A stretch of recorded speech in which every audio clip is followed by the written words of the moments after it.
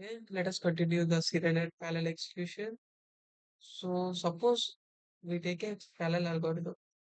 These parallel algorithm has sequential part and the parallel part. And the sequential part is the part that cannot be parallelized. So let us take an example here where the task is to separate the concurrency card and other cards into separate stacks. So to perform this task, let us suppose we have two friends that are working on this. So the algorithm of this task is divided into the three steps. One is divide the pile into stacks and hand each person a single stack. And everyone looks for the concurrency card and uh, put the concurrency card into the separate file. So this is the algorithm for this task. So let us see the bar graph here. So to divide the bunch of cards into two separate stack, it takes 1 second. And to check for the concurrency card, it takes 3 seconds. But and to put the concurrency card into the separate stack, it takes 1 second. So this is the steps if everything are done in the sequential manner. So here, when we use the parallelism here, can only use the parallelism in step two. So here we have two persons working on this task. So the speed up is increased in 1 second. So for suppose if there are six people in total, then it takes only 0.5 seconds. So as we increase the number of persons here, we are seeing that increasing in the speed up of the step two, not step one and step three. The step one and step three are not, does not affected on processing resources. So let us take another example. So in an supermarket, multiple customers can enter into the supermarket and buy the can take the goods they want in parallel. But when it comes to the billing, they have to wait in a queue, and the queue is in sequential manner. Uh, so this is a perfect example of Amdahl's law.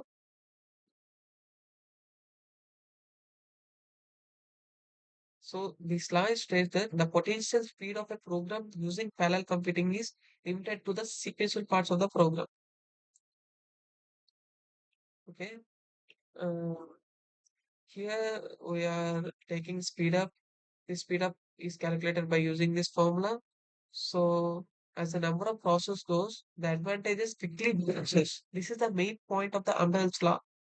So here we have observed that as we increase the number of processes on each subsequent increasing of the process, the advantages are quickly diminishing because the gain or benefit from these computing resources is only uploaded to the parallel part. If our program has sequential parts in it, then it is can't gain the advantages or benefits from the number of computing resources. That's the thing. And there's another law called Bustopol's law that is built on top of the Amdahl's law. This law states that as the volume is high, then the benefit or gain uh, observed when an increasing of the processing resource is high.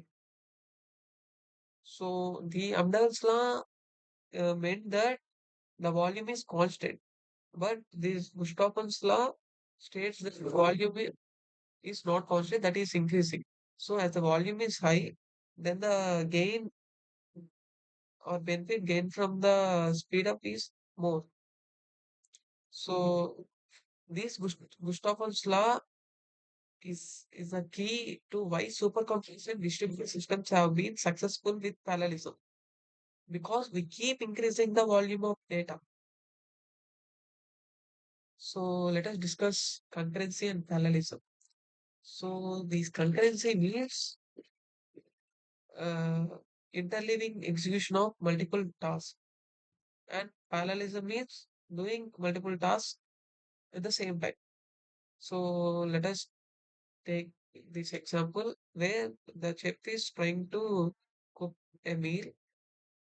So uh, if concurrency is done here, then the chef is observed that he's chopped the onions and stirred the soup, both interleaving manner. Where when it comes to the parallelism, there are two chefs. One is chopping and another is stirring the soup. So this is the main.